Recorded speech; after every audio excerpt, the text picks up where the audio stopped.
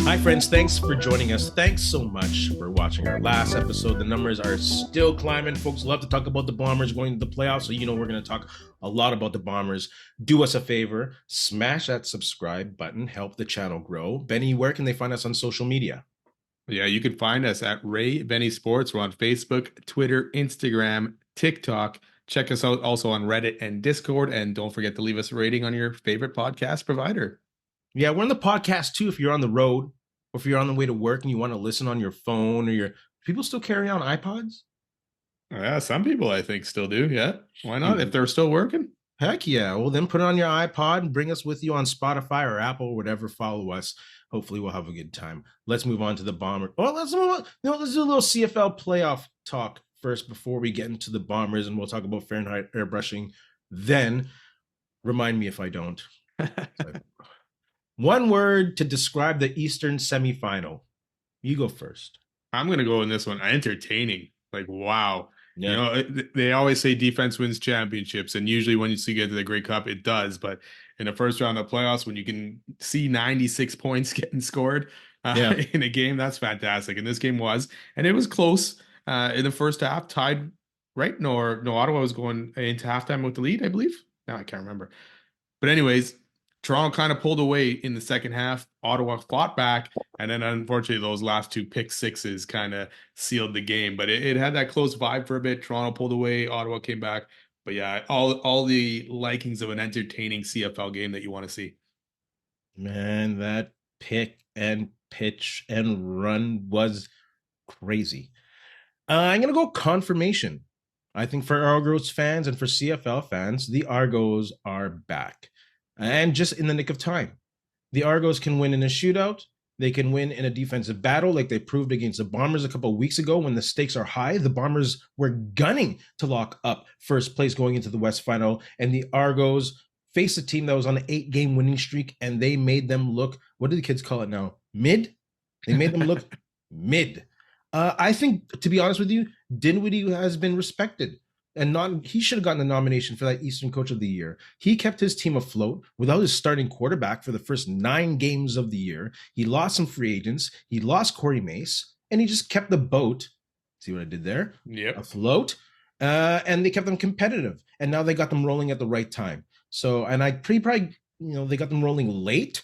And that's why Dinwiddie might not have gotten the nod or consideration, but I shouldn't say disrespected. He got overlooked, I think. So I'll go confirmation. One word to describe the West semifinal. I'm going to go with brawl. And Saskatchewan is built to win that type of game, especially with AJ Ouellette finally being healthy. The game was tied at the half, yes? 13-13? Yep. So I'll go brawl, and I'd like to also add another word, fitting, in regards to the BC Lions. Don't confuse fitting with deserving. I don't think the Lions deserve to lose, but because of the way their season was handled, I think it's very fitting the way they lost in this one. Yeah, I'm gonna go with grind because it was one of those games where it was back and forth. There was only basically a touchdown, per team per quarter, almost kind of thing, right? Yeah. And then it was times where Saskatchewan could put this game away, but they couldn't do that in the fourth quarter. And it just kept giving BC kind of that life a little bit. The offense was kind of stalling here and there. But like you say, AJ Ouellette on the ground was tough to stop for BC. BC couldn't get their run game going to help. VA was throwing a lot. And unfortunately, VA forced some things too. The first two, I know the last one, I'll give them a break on that one because you're trying to, come back in the game. But the first two, which the first one led to a touchdown when BC's D was actually stopping Chicago. I don't know where I got Chicago from, stopping Saskatchewan. And then he gave him that pick right at midfield, which kind of flipped the game a little bit and gave Saskatchewan life. They scored and took the lead. And then, like you say, halftime, BC tied it. But then after that, it was all Saskatchewan. So good, tough game. And it's going to be a good, tough game against the Bombers. I heard you liked the Bears before. No, I don't think I ever was a Bears fan. I don't know why I was thinking about Chicago there at all. It was a rumor. Let's move on to some Bomber talk brought to you by Fahrenheit Airbrushing. Stand out on the ice, pavement, field, or in the stands with a custom airbrushed helmet, goalie mask, or any type of project, a local Manitoba business with affordable solutions. Check out Fahrenheit. Ooh, can't talk. My mouth is dry. I'll have a beer in a second. Check out Fahrenheit Airbrushing on Facebook or call them at 204-891-7431. And don't forget to tell them that Ray and Benny sent you. What story intrigues you the most with the Bombers and the West Final against Saskatchewan? I mean, again, it's a prairie matchup. The rivals go at it again. This is the fourth time this season they're doing it. The storyline that intrigues me the most, I guess, after the performance by AJ Ouellette and the talk of how this is what they brought him in for, this type of playoff atmosphere. He's got the experience with Toronto.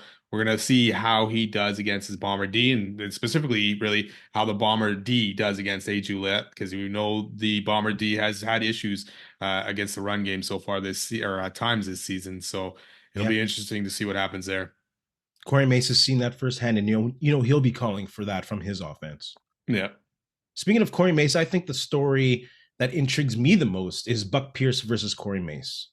Buck Pierce has to call a hell of a game. He has to be a chess master and beat Corey Mace, which he hasn't necessarily done in the past few years, since I guess 2022, when Corey Mace was calling the shots on the defense in Toronto.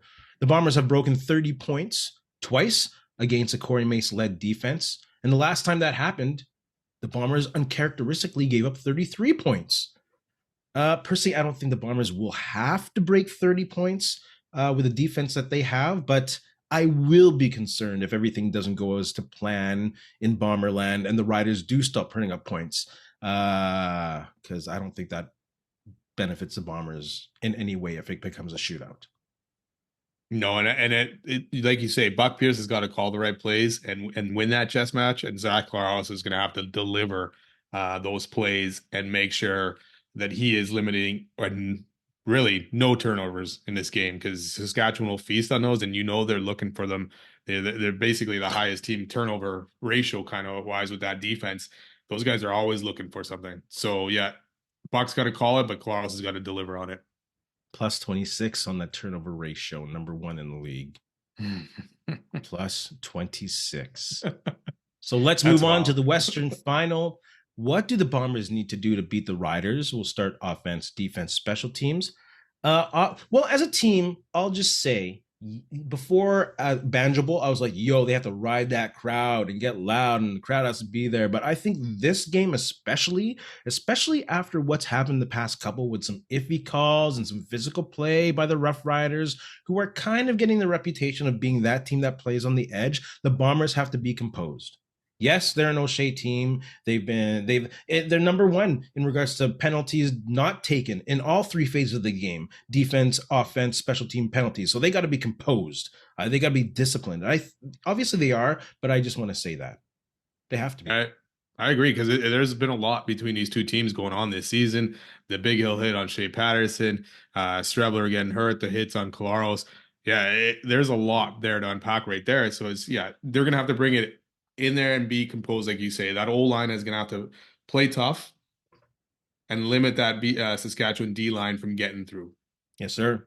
And we watched, like I said, Vernon Adams threw interceptions. He did not need to force those balls. He was out of the pocket. He was running, and he chucked it into a crowded area, and it turned into an interception. Zach Claros is going to have to be smarter than that, and we know he is. Vernon Adams tries to force things a lot. And Zach Claros is pretty good at that kind of stuff. But we've seen him try to do too much, especially in the playoffs, where he hasn't necessarily been at his best over the last couple seasons. So we're going to need that clean game from him, and he's going to have to limit those. And one thing BC couldn't do, which Winnipeg has struggled, is turning those deep drives, into touchdowns. Yeah. BC settled for field goals early in the game, missed 2 of them. Winnipeg's got to finish those drives against its tough Saskatchewan D, especially on the ground. So it could be we could need Zach Claros more than we need Oliveira, because Oliveira may find the running tough. But short, quick passes, because that O-line needs to protect Zach Claros. The Bombers are number 1 at preventing opponents from scoring touchdowns per drive at a 13.2% ratio. The Roughriders are number 3 at 15.6. So that's definitely easier said Yeah. than done. Part of that is, like you said, they have that line of scrimmage, especially in the offense. They have to establish that. I haven't said this for a few weeks. It's been a while. But, bro, do you know what I want to see? I want to see a lot of what? Bully ball. I want to see bully ball. I want to see the heavy set. Yeah. I was crying for that at the beginning of the year. I laid my foot off the gas pedal when they started winning. They went on an 8 streak run. They used a bit of it here and there, not as much as they used in the past couple of years, but I think they really need to use this against Saskatchewan. They need to use the heavy set, and they need to use the trip receivers, and they need to put those trip receivers away from Milligan. Take Milligan out of the passing game and run the ball with a heavy line and Oliveira at Milligan. Tire his ass out. Beat his ass down in the rest of Saskatchewan's defense with a big O-line. And you don't necessarily have to force the run with Oliveira. There's a passing option too. Against Adam Auclair, the Canadian linebacker, 9 for 80 in the first game. They let go in the second game where he got 1 for 9. In the Banjo Bowl, 6 for 60. There are plays to be made by Oliveira in the passing game. So I beg Buck Pierce, use Oliveira in the passing game, use the heavy set, and use the trip receivers to your advantage. Find those mismatches because they are there. That's what it is. They got to find those mismatches across the board against Saskatchewan. It's not business as usual. Saskatchewan has a good defense. So they got to play by play, win those one-on-one battles and find where that weakness is. Yeah, to touch on that Brady Oliveira stat, 48 touches against Saskatchewan this year, like pass, run, 283 yards on that. So that's almost 6 yards per carry or 6 yards per touch. So yes, it doesn't have to be runs, but we got to get that ball into Oliveira's hands. Short, quick passes out of the backfield. That'll definitely help stop the pass rush from Saskatchewan and just let him do his thing. Because you know Saskatchewan's D, yes, they're good, but they're going to be more amped, if not even just because of playoffs, but the fact that Milligan did not get nominated for MOP coming out of the West, right? They thought he should be there. A lot of people from Saskatchewan think he should have, probably should have beat Oliveira for it. So yes, that's going to be another thing that this Saskatchewan D is going to want to prove, that Milligan should have been the guy. Go ahead. Try to prove that. I think that flows into the Bombers. Bombers got to just beat them up at the line of scrimmage. Yeah, they do. That's where the game is going to go, man. I mean, and you're going to need it from the Bombers D line against that very stout O line from Saskatchewan as well. And right now, I feel like Saskatchewan probably has the edge on both those D line and O line, the way they've been playing lately. So yeah, so that line of scrimmage is going to need to be won by the Bombers to be able to win this game. And the thing is, with using Brady Oliveira, especially in the passing game, you're giving yourself good opportunities to lengthen those drives. The Bombers were below 50% in regards to converting second downs.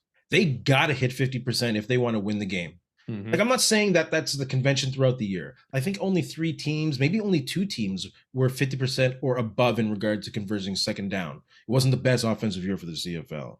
But I'm saying in this game, the Bombers have to be hitting 50% conversion rate on those second downs. They got to be prolonging those drives.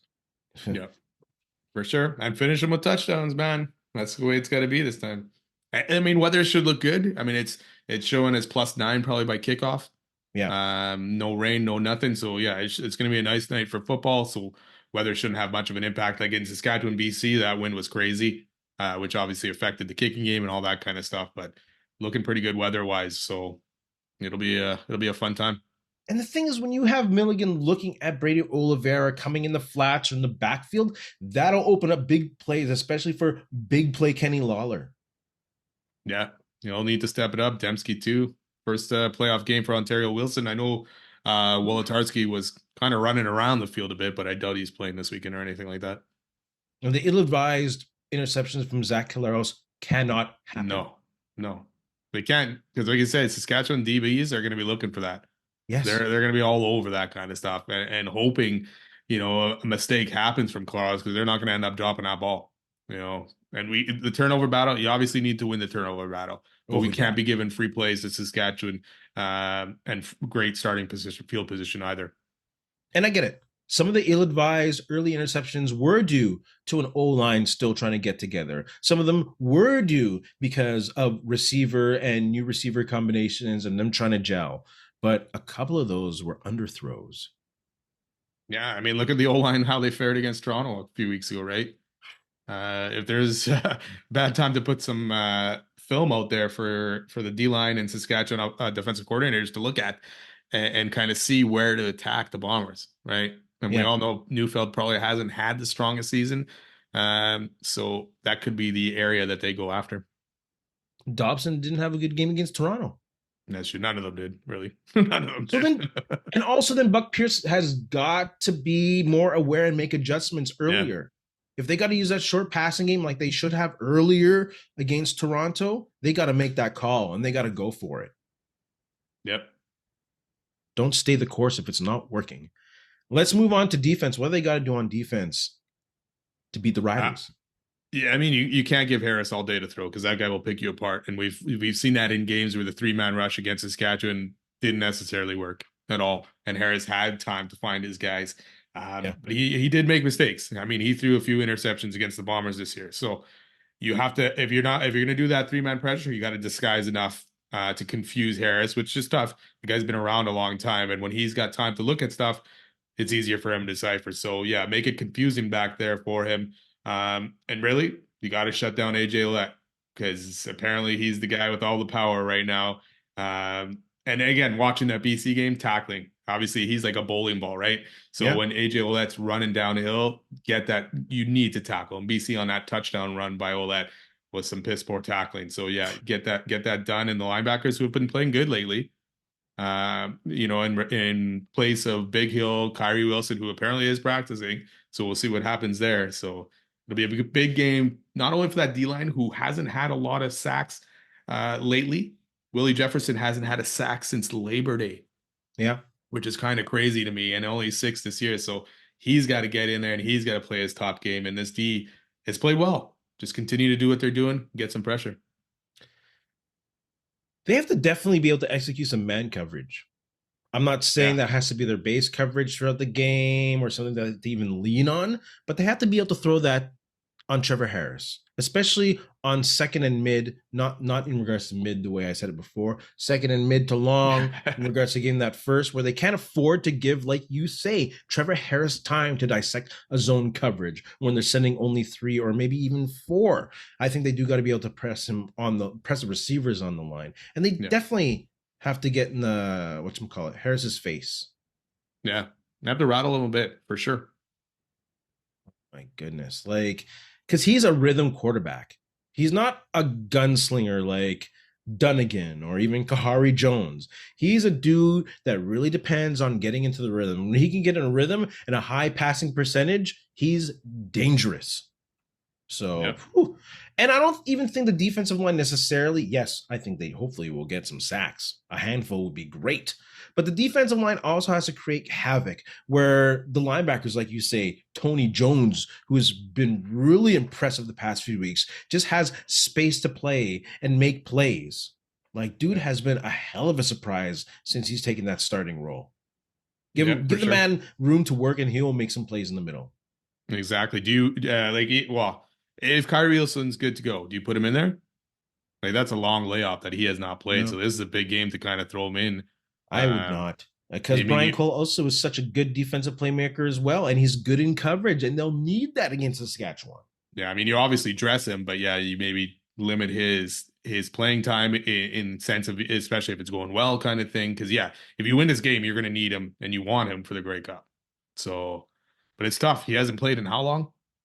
Most of the season, really, right? So all of the season.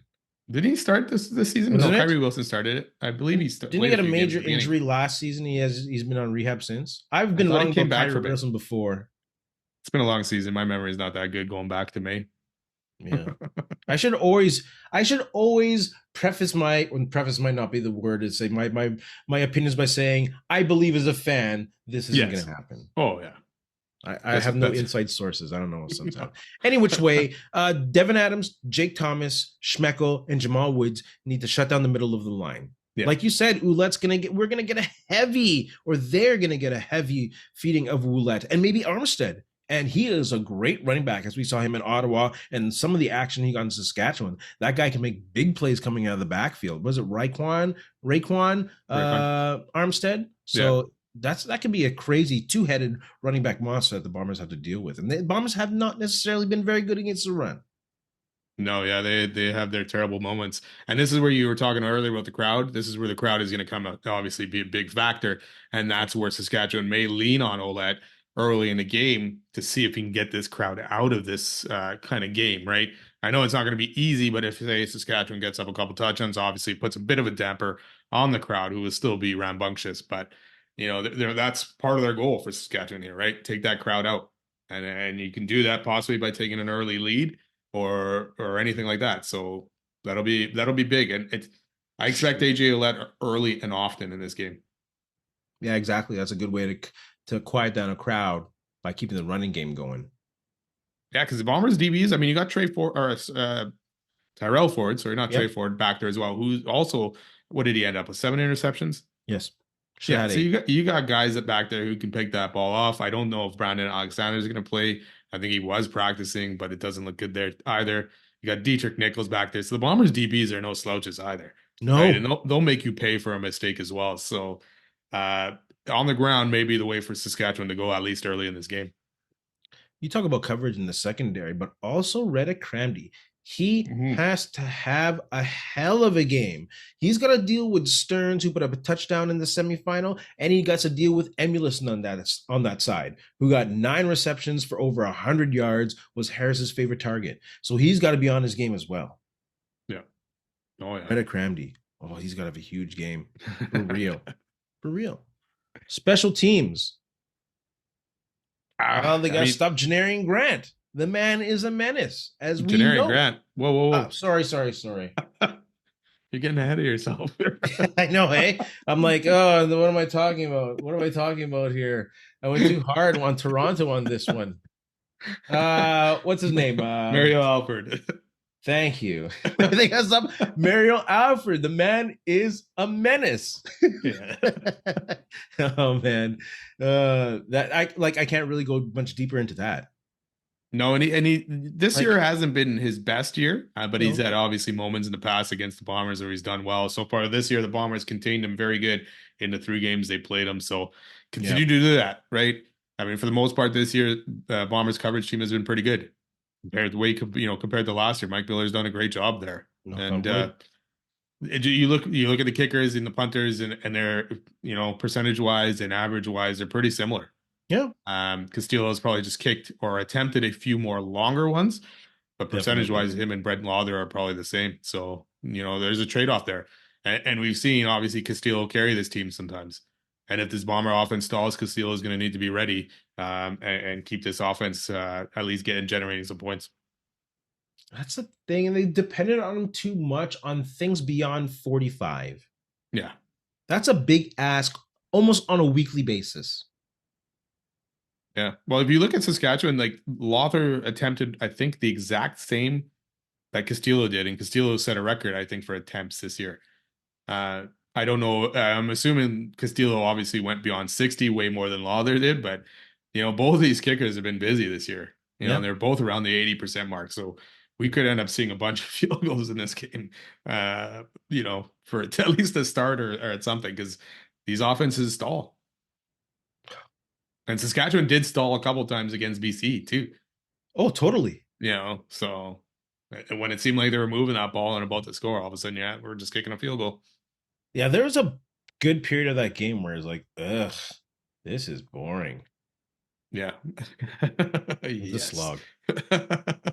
But we saw Lucky Whitehead bring a 50+ yarder back, and they just gotta give this guy a crease. And I mentioned this earlier on in the year that he's just hitting these holes with power and speed. Yeah. You ain't gonna see no juking and jiving like you would Janarian Grant. If you give this guy a crease, he's gonna hit it, and it's either the defenders are ready for them and not. So just give this guy a crease and an opportunity. I think he'll break something. And if he breaks another 51, 50-yarder plus, even better. 54, 57, whatever it was. Yeah, as long as he's flipping the field, that's all you can really ask for him. I mean, if he breaks one for a touchdown here or on a punt or a kickoff, great. But I mean, if he can flip that field and, average 20 to 30 yards on returns or punt returns, like even in the 20 yard average, I mean, that's great. That's fantastic. He's north-south now. Yeah. And he's been getting better over the last few weeks. The first couple weeks that he had done this, or the first few weeks even, I was like, okay, this experiment's got to end because it's not going anywhere. But he's been getting better as it's going. So Yeah, he ain't give no us a live vote. Janarian Grant, though. I'll tell you that. No, no, Not at no. this point in his career. Speaking of Janarian Grant. Bold predictions for the West Final, not the prediction for the game. Anything in the game that you think will happen? I think Zach Claros is going to go out and probably play his best playoff game that he has played in the last few years. Again, we talked about it. Stellar, his play has not been very stellar over the Grey Cups, the playoff games, but the team's gotten it done, except for minus the last two Grey Cups. So I think he's going to put in a complete game, turnover free, go over 300 yards, and help this team out and get them to victory. Whew, man, man! I did my prediction too early there, I guess. I'd pay to see that. Oh, I did, but I can't go. Son of a gun. Bold prediction for me, at least a sack, at least a pass knockdown, at least an interception. I think the stage is set for Willie Jefferson to have a big game. He loves to play against his old teams. He loves the rivalry and the drama of it. And it's a primetime TV playoff game. I think Willie Jefferson will cook. That's my bold prediction to the West Final. Bomber fans, put your bold predictions in the comments section below. And also smash that subscribe button. Finals predictions. You want to go first with the East? Yeah, I think the Argos get their redemption this year. Again, like we talked about it, Montreal came in hot last year, knocked off the Argos. I think it's the opposite way around, and I think the Argos will take it. I agree. Argos take it. 2 scores. I think Kadeem Carey will have a huge game. Again, good beer. Against a Montreal defense that hasn't played a meaningful game in a month, and they are giving up 115 yards rushing per game. So I'm going to go for Toronto in that game. West Final, I'm going to take the Bombers to beat the Riders in a close physical game where the Bombers outlast the Riders. I think they physically reap the benefits of having a week off. As I said, Willie Jefferson is going to go off, and the Bombers win at home. I'll go 17-13. You don't have to give a score. I just put it in there for fun. You know what? I'm going to go say 17-14 with last second field goal. I feel it again, same thing. It'll be a close game, and it probably will come down to the last play, and someone is going to be setting out for that field goal victory. And I do think it will be the Bombers as well. And again, factors like you say, being at home and the week off, give them a chance to kind of rest their bodies and get ready for this game.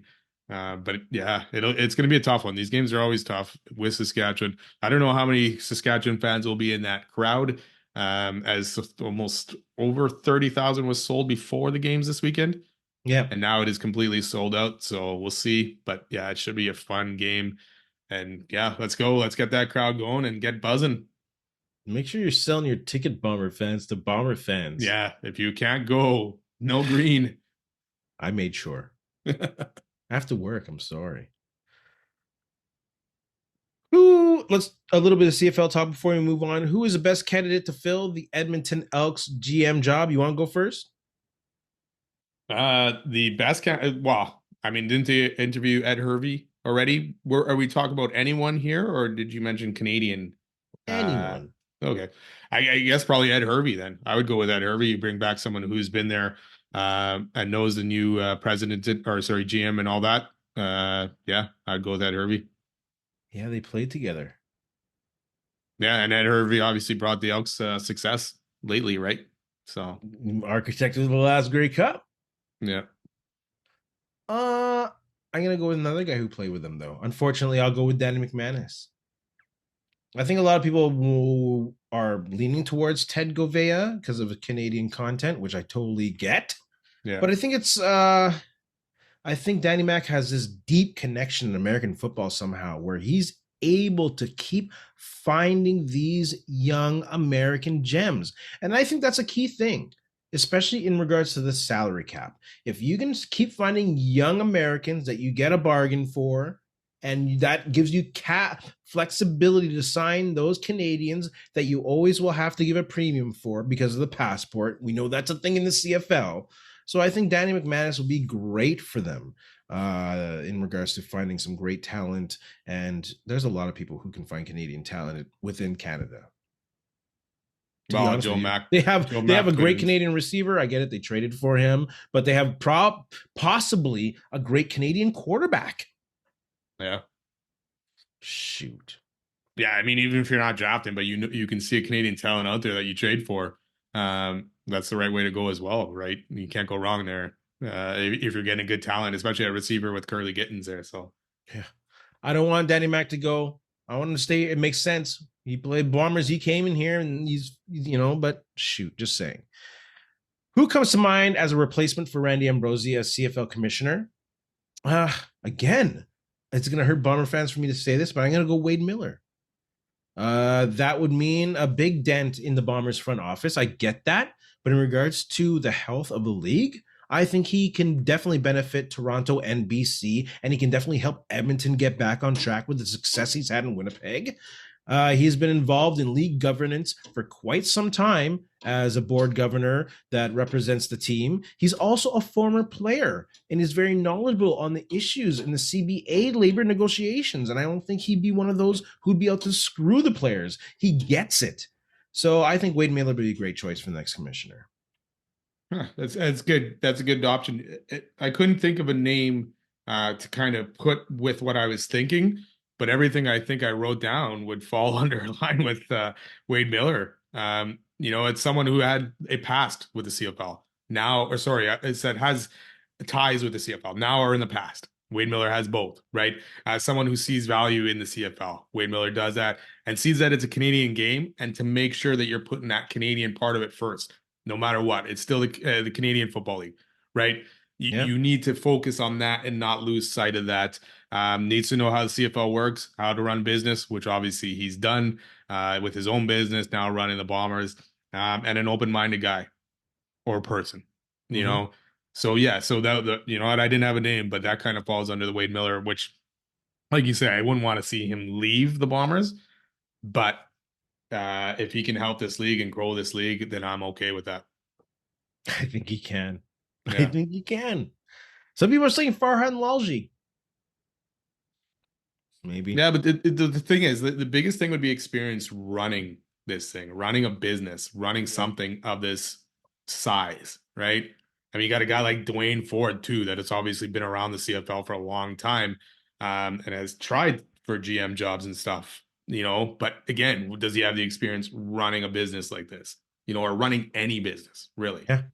You need that experience because you need to know the inner workings of all that stuff. He values the community connection of it. Yeah.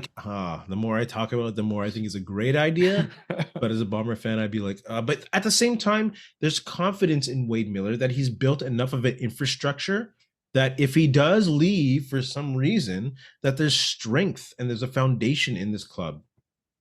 Yeah, you would hope after this time that yes, the strength is there, that if something happened or he left, that it wouldn't all crumble, right? You still would have Kyle Walters around, you still would have Michael Shea, and the front office that's been around together for a long time. So, yeah. Man. Hey, whatever helps the CFL grow at this point, find that 10th freaking team. So. Exactly. It's all about the league. Let's, CFL fans, put your comments below. Who do you think should be the next commissioner, or who are your thoughts on some commissioner names? Let's move on. Don't forget your predictions either. Let's see those predictions. Even Saskatchewan fans, let's go. Should be a great one. I hate predictions. I really do. I really do. Let's move on to some NHL Jets talk. Week that was. Thoughts, concerns, Detroit, Columbus, Tampa Bay. Expected wins against Detroit and Columbus for sure. A bit of an early scare against Tampa Bay, especially with that questionable goalie interference, possibly. Jets go 3-0 since we last met. Cal Connor had a day in Detroit, his home state. 500th NHL career point in 504 games. That's crazy. Hellebuck went 19 for 21. Ehlers got a hat trick in Columbus. Lots of lots of stuff going on. Gabe Velarde heating up. Ehlers lighting lamps. What are your thoughts on the last week that went by? Yeah, I mean, it definitely was a very good week for the Jets. They just went on the road, scored 12 goals in 2 games, then came back home and added 7 more. And well, not funny, but only 3 power play goals in that stretch, and then 2 empty netters. So a lot of this was at 5-on-5. Which last week I think a lot of people were like, "Oh, the Jets are getting lucky because they're scoring on the power play and stuff like that, and not doing stuff 5-on-5." Well, this week it's a flip, right? And they got the job done. I mean, this team's in first in the NHL, wins wise, points wise, winning percentage, power play is number one. They got the most goals for, and their goal differential is the best. Like this team is 11-1 right now, and the only hiccup was a game against Toronto last Monday, where they almost came back and took that game back after being 4-0. 2 bad periods. Yeah, it's exactly it. And one good thing I've been seeing at this is they've been able to battle back and win some of these games. They were down 2-0 against Pittsburgh, down 2-0 against Tampa Bay, and yes, down 4-0 against Toronto. Unfortunately, that one didn't work in their favor. But to see that they can come back and fight in these games, they're not playing down to their opponents, San Jose, Detroit, Columbus, which we've seen in the past them do constantly, where they struggled to beat San Jose last year and stuff like that. And the defense, man, like the defense is contributing points wise like crazy. Josh Morrissey with 15, Pionks with 13, Sandberg's already at 3 goals. Colin Miller's got a couple goals. I don't know how this guy didn't get in the lineup last year. But yeah, we were talking about that last year. I know. I just got to bring it up every time. But yeah, a fantastic week. Besides, if you want to pick out some concerns, besides the amount of goals they allowed this week, and Hellebuck over his last few games, right? Yeah. You were allowed, 6-8 goals over the last 3 games, which compared to the start of the season is a bit of a dip. The PK, not as strong, allowing a couple goals in games against Tampa and Columbus, or sorry, Detroit, and then 1 each in Tampa and Columbus. But yeah, other than that, I gotta talk about this goalie interference because you gotta explain to me how that was not goalie interference. The guy's stick was lifting his pad. Well, the guy just pushes them into the net with his stick, not getting impeded. Geeky ears not getting touched at all. And I don't understand it. That literally looked like a forklift in a warehouse. Yeah. Lifting a pallet up and moving it. It makes no effing sense.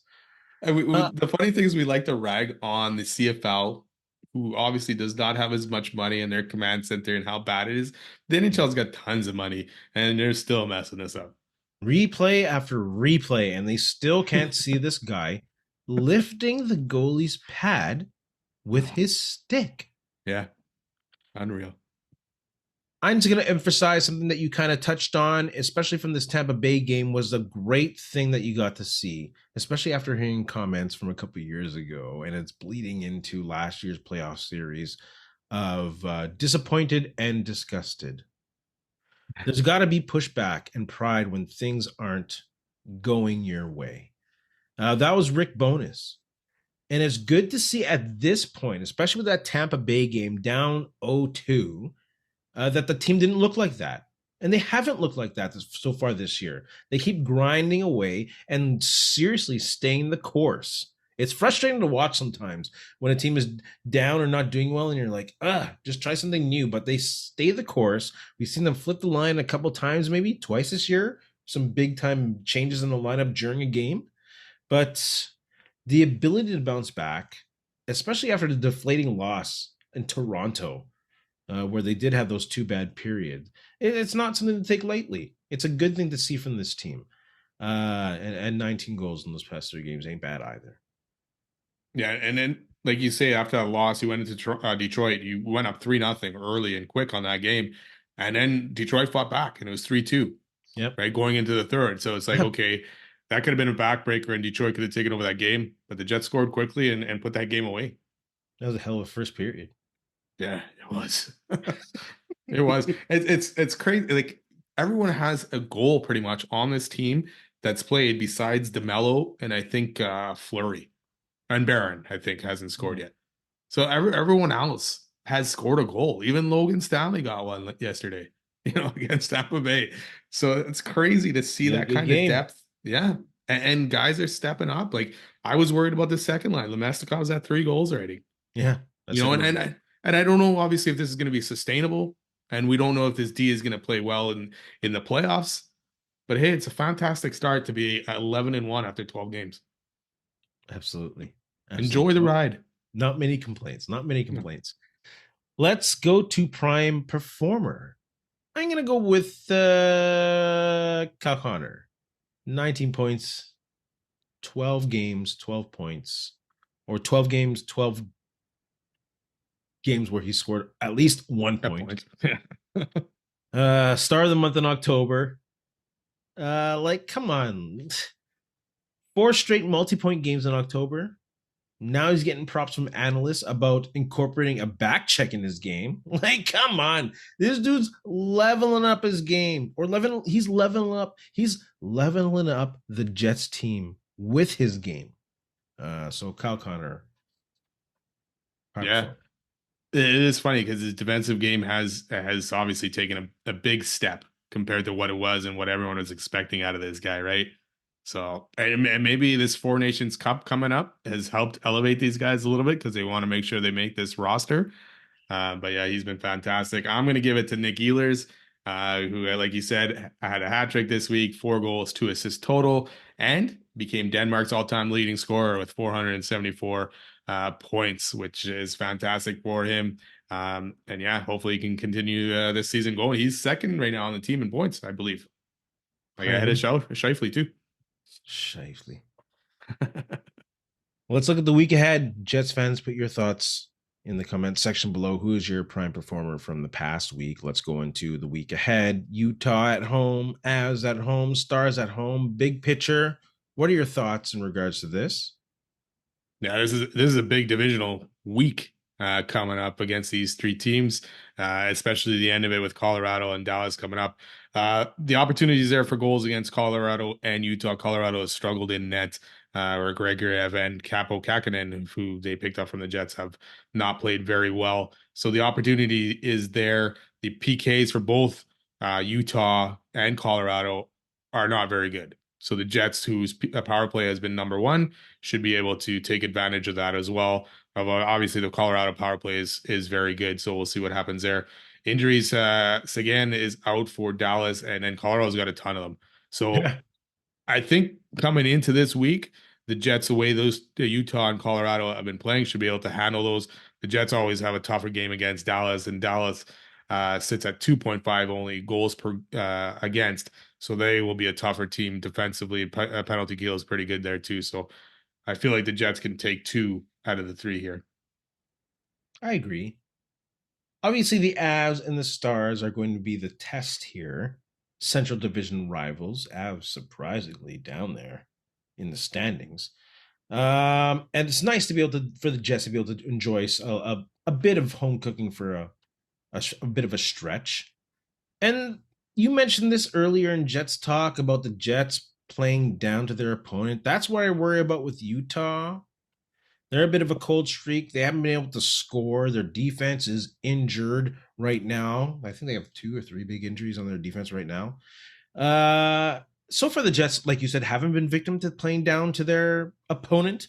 But we'll see if they're not looking ahead to the Avalanche and Dallas, which are huge games. And the thing is, in the regular season, the Jets dominated the Avs last year. And look what happened. Yeah. Meant nothing. So, shoot, I'm not lying. I'm not lying. Nope. And Dallas obviously is still a good one. So I think they'll go 2-1 with Jake Oettinger. He's having a great year. Yeah, like he usually does. Yeah, I know. I think there'll be like a 2-1 game or something like that, or maybe unfortunately like 2-0 or something like. Because I think Oettinger will steal one at home and break our hearts. That's a big Saturday with the Jets Dallas first, and then Bombers Saskatchewan after that. Be a lot of people rushing from one to the other. Thank you, NHL. Not me. Who needs to step up with the Jets? You know what? It's been an all-around team effort. But I still feel like hey, an IFL did score on the power play. They might, and they're getting a lot of goals. But like we say, it's going to dry up at some point for that first line, second line. So that fourth line needs to start chipping in a few Yes. more here and there. And I said the same thing last week, but we need Morgan Barron, who I'm surprised has not scored one yet and had over 10 last year at least, right? So for him to get it going, Hellebuck's going to need to step back and get his game back as well because these are going to be some tough matches, especially against Colorado offensively and Dallas. Has Kupari been consistently playing on the fourth line? Yeah, he's had a better season this year than last year. They even trusted him at the end of the game, putting him on there for faceoffs. So the line has played well. It's just But they if you haven't been able want to them to find the net. score more, he needs to be more effective on the ice offensively. I like how Kupari can put pressure on the puck, but I like to see him on the forecheck hard on that fourth line, create some turnovers and create some time in the offensive zone with the fourth line. But in regards to who I think should step up, it's hard with a team who's playing well. It's hard with a team who's 11-1. But I'll be really picky and I'll go Mark Scheifele's individual defense because we're seeing Kyle Connor's individual defense pick up. So let's go with Mark Scheifele. Let's see if we can put him on the ice against McDavid or Leon Draisaitl with confidence come deep in the year. So I'd like to see that. Team defense, great. No problem. Yeah. Let's do some quick hits on the Jets. Did the Jets make a mistake not signing Ehlers long term? Well, based on his play so far this year, yes, of course, but it's a small sample size. It's hard to say. Like, the only report we had in regards to contract negotiations to an extension was this dude David Pagnota from the fourth period, and he said that they weren't interested in signing an extension. So if that really was the case, dudes on NHL Network sometimes, I don't know how dependable that source is, but if that is the case, then what can you do? Then there was no opportunity for an extension. But yeah, I wish they would have, obviously, now. Yeah, and for the long run, it probably would have been better to get this deal done before the season started. But yeah, Nick Ehlers also wanted to wait and see because I think he wanted to wait and see. He wasn't happy with the way the season ended last year and Yeah. his usage with bonus, not getting power play one time and all that kind of stuff. So I think he wanted to see how it went with Arneal first, and to see if he was going to get played in different situations and trusted more out on that ice. And so far, it's worked out for him. Yeah. I mean, they need to sign him. They need to get this deal done, unless all of a sudden something happens and he doesn't get a point for the rest of the season, or plays poorly for the rest of the season. Obviously, these guys are going to have slumps. The goals are going in like crazy for these guys this year so far, right? In 12 games. So at some point, some guys are going to have slumps, and the scoring and the points are going to slow down. But yeah, if Ehlers continues on his way this way, the Jets definitely got to look at making a long-term deal with the guy. They can still negotiate during the season, no? Oh yeah, they can. Lots of time. Lots of time. Should we be concerned with attendance? You know what? I'm not totally concerned with it. I don't like the numbers. Like, there's only just under 13,000 for the Tampa Bay game. The other ones have kind of been around the just under 14,000, and Toronto was a sellout. So it's better than last year. It's not sold out, but there is a lot of factors still going into it. I'm not a huge fan of the Sunday afternoon games. You're going up against NFL football, which a lot of people love to watch, and it's still nice out. So it's hard to give up that day in the afternoon. And they've had one against Tampa Bay. Um, who else was it? Minnesota, I think, on Sunday afternoon. So those attendance or that attendance is not going to be as good as I think a Friday night or Saturday night uh, could be. So as long as the attendance numbers keep to slowly rise this season, and they should when your team's 11-1, I think the Jets will be okay. I think as Winnipeggers, we have to get used to having attendance issues. Unless that arena is buzzing at 90% every night, there's going to be attendance issues. Like, what can we do? we're going to be also the bottom of the rung when it comes to scheduling. People in Tampa Bay, Florida, do you think like they're not going to give the Jets prime time hockey very often? Like what they were on Amazon, that's their one primetime game so far this year in regards to North American coverage They had a Sportsnet game yet, haven't they? for I mean, national. they were on Calgary Saturday night. Went there at 6 o'clock a couple weeks ago. For national. No, okay, yeah, But yeah, North American, we're bottom of the rung. We're lucky if we get one. So we're always going to have to deal with that. And I don't think we can totally blame everything on corporate sponsorship. And at the same time, we can't totally blame everything on ticket prices and the market size we're in. In the market size we're in, to be honest with you, we should be selling out that arena. I'm oh sorry to yeah, for say. sure, for We sure. should be. I don't think Yeah, the prices are totally out of line where the population of Winnipeg can't be supporting this team with at least a 95% filled building. But it's not the case. And I get it because of the economy and what's gone down in the past few years. I get that too.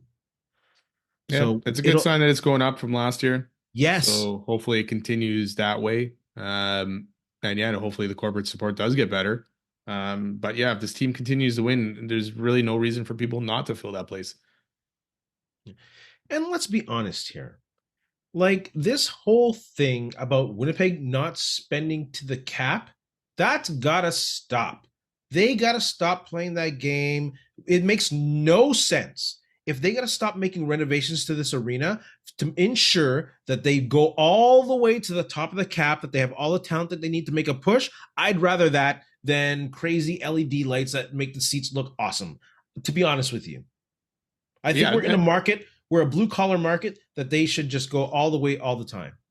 and they're always close to the top of the cap. They have no problem spending that money. I mean, they just signed Hellebuck and Scheifele for that $8 million. You're gonna Yes. have to possibly sign Ehlers here, and Kyle Connor's up in a couple years as well, and the guy is getting 50 this year, Yes. so he's not going to be cheap, right? And Josh Morrissey's going to be up at some point. So yeah, they're spending it, and they will make moves at the deadline to kind of make themselves a competitor. Unfortunately, it hasn't worked out in the playoffs the last few years that they've made it. So, but yeah, I have no problem with their spending at all, and they're committed to having a winning team here. It's just you want to see a little bit more than that first round playoff round and exit kind of thing. Oh my goodness. If that happens again this year, oh my goodness. It can't. It can't. Um, should we be concerned about Kucherov's? Well, we should be concerned. What are your thoughts on Kucherov's hit on Kyle Connor? I don't understand it. I don't know what the need was from Kucherov there at all. Like you're coming in from behind on a guy and then jumping and hitting him high, Yes. like, and you're throwing your elbow out. I don't like it. It was not needed at all. Didn't even draw a penalty. Um, so yeah, terrible hit all around. We'll see what happens if there. I doubt there's going to be a suspension, probably just a fine on this thing. But yeah, and then Kyle Connor had to leave the game because of concussion protocol, and luckily, thankfully, he is okay. But yeah, unfortunate or sorry, terrible hit. Not It was a unfortunate. careless hit Yeah. and a dick move. Yeah. That's about it. Quick shots. Biggest surprise of the NFL season so far? I'm gonna go with the Washington Commanders and Jaden Daniels. Like, did you see this latest clip of the Giants GM? Not only was there a clip of the Mara owner saying, I'd be heartbroken if Saquon Barkley went to Philadelphia. He went there. He's flourishing. But now we see the GM's kid telling him, you should trade up to get Jaden Daniels. Yeah. Oh, just what Washington was doing great is great. Jaden Daniels, MVP candidate, and their defense is playing awesome. So biggest surprise for me. Yeah, I had them as well. But I'm gonna go with Kansas City being 7-0, just with the way Patrick Mahomes has played. Like he has 9 interceptions, which is eight touchdowns, 9 interceptions, which 9 interception is I think second or third highest in the league. Yeah. His yards are down, and I know they're winning games, so his yards necessarily may not be high. But the way the guy is playing is not the way we've seen Patrick Mahomes play. And the fact that the Chiefs are 7-0 while at the same time is kind of surprising to me. Should the CFL continue the CTV experiment? Yeah, I believe. Why not? I mean, they brought it in halfway through the season. I know the numbers weren't great or what they were expecting it, but let's see another full season, so that people understand and know that there's another option out there, and see where it goes. Yes, absolutely continue it. Even diehards had a hard time figuring out the CFL on CTV schedule.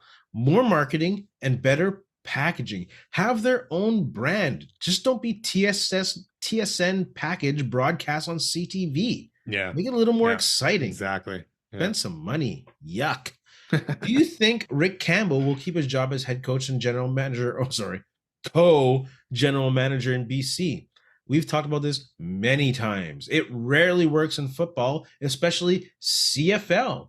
They have a co-GM. Just give the guy the job, or hire G. Roy Simon and give him the reins. Cut this guy out of general manager position job description. Yeah, I don't think he keeps any job. And I thought he wasn't the general manager at all until I looked today and that he was co-general manager, because I thought maybe the decision to go with Rourke at the time wasn't his and it was out of his hands, but it probably was his. He messed that up. BC messed it up, and BC has played well and had chances to win. They couldn't get it done, and this season was just a disaster. So I could see him definitely going. Who are you taking as starting goalie for Canada in the Four Nations Cup? Good God, this list is not good, compared to the goaltenders that we've had in the past, that Canada's had. I mean, yeah, I guess I'm going with Jordan Binnington. I mean, I don't know what other options. Stuart Skinner. I don't know. Binnington's the guy, I guess. Binnington, solid play, not much in front of him in the Blues. He'd be fine with a stacked Canadian defense. Just not a very good season so far this year, so he needs to pick it up. He has no one in front of him. Most disappointing NHL team, Predators. Spent all that money to be old with Stamkos and Marchessault, currently at the bottom. Are they at the bottom of the Central right now? Yeah. And the Avs are just above them, eh? So can't say much for those dudes either. Yeah. So I'll go Nashville with a little shout out to the Avs. Yeah, I guess the one thing for the Avs is, I don't know, their goaltending has been terrible, but I guess same thing for the Predators. I had the Predators as well, because like you say, signed Stamkos, signed Marchessault, Brady Skychi on defense. I don't know if I said that right. I probably didn't. And then also re-upping with UC Saros, and right now UC Saros numbers have been pretty bad altogether too. He's at 900 and almost 3 goals against. So yeah, it's not going good. And I had to think about it today because how much I wanted Barry Trotz in charge of the Jets and all that before Bonus and Chevy stuck around. But right now, it's not looking good for Trotz. Ugh, no, not at all. Was he ever a general manager? And then, like, with Washington, was he general manager? No, he wouldn't have been with Nashville because of David Pulley, and then with Washington, no, yeah, or the Islanders, really, right? So Islanders also a little disappointing. yeah, exactly. Patrick Waugh. Yeah, he had what he did put his touch on the team last year, and they did play well to end it. But yeah, this year not going good. Benny, do you have anything to say to our friends? You know what? Thanks a lot for listening. Don't forget to subscribe and follow. Go Bombers, go crowd, bring it on Saturday and get Saskatchewan off their game. Make some noise. Hey, you want my cowbell? It's huge. I got a cowbell, but yes, yours is probably louder. But come on, hey, if we can meet up somehow, sure, I'll take it. You have one of those little ching-a-lang-lang-lang ones that are about fist size? No, I have one that belongs on a cow's neck. Well, hey, if you can meet up with me, I'll take it. Oh, you meet up with me because it's gold. Bomber fans, don't forget, press that subscribe button. Put your comments in the comments section below. And from the famous words of Martina Navratilova, whoever said it's not whether you win or lose that counts, probably lost. Hey, friends and neighbors, don't forget to check us out online on Facebook, TikTok, Instagram, and Twitter at Ray Benny Sports. And don't forget to check out our YouTube channel. Leave a like, leave a comment, tell us what you think.